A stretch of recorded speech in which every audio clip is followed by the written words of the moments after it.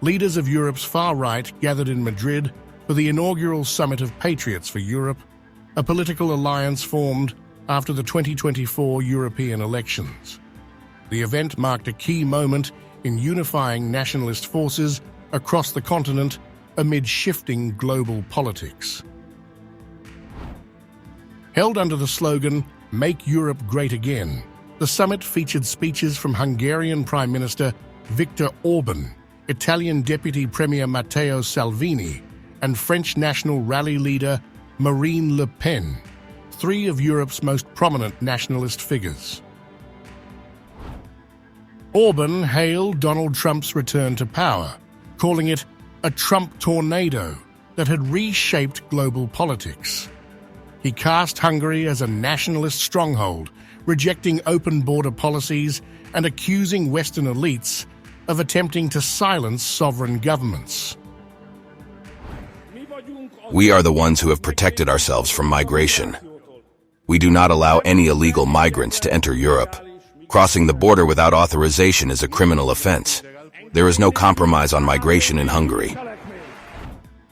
Framing Hungary as a model for nationalist resistance, Orban said, defying the progressive elite was once seen as political suicide, yet Hungary had proven it could be done. He argued that Hungary's success showed that nationalist governance could challenge globalist forces. 15 years ago, when we Hungarians confronted the progressive elite of the world, we were told it was madness, impossible political suicide. We didn't listen to them. We did it, and here I am today. Hungary is living proof that it is possible, that it can be done. President Trump has just started, and he will succeed. Orban further claimed that Hungary's economic policies had defied globalist pressure, boasting of low unemployment and tax-friendly policies. He accused Western elites, Brussels bureaucrats, American Democrats, and billionaire George Soros of orchestrating a campaign against nationalist governments.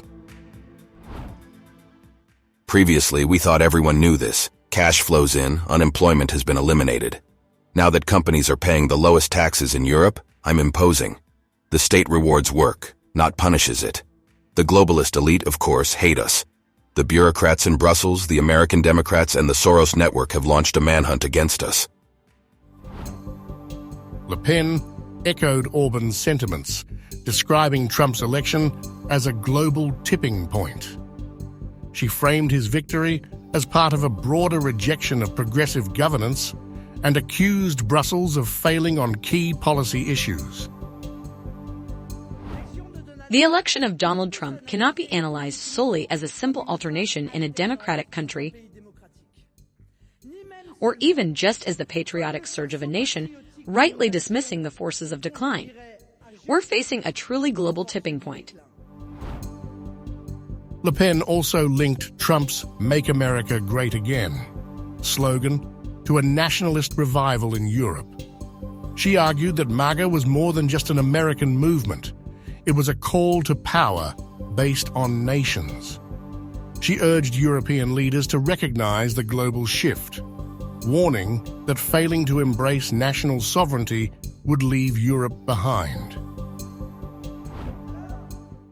So what is MAGA, Make America Great Again? If not a call to power based on nations, on each of our nations, let's make no mistake.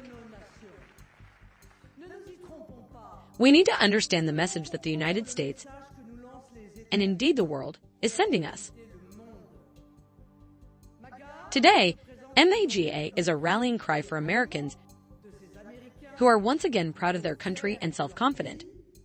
But for us Europeans, it's a challenge to power.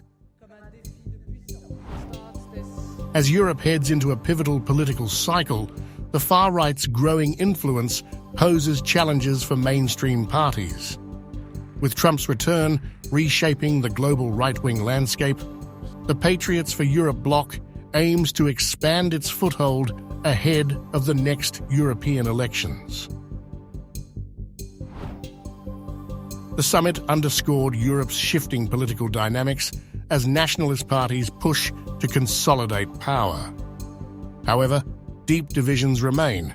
Major right-wing groups, including Italy's ruling Brothers of Italy and Germany's AfD, have yet to join the alliance, reflecting ongoing fractures in Europe's far-right movement. As the continent braces for its next political cycle, the question remains, can the far-right translate momentum into lasting power?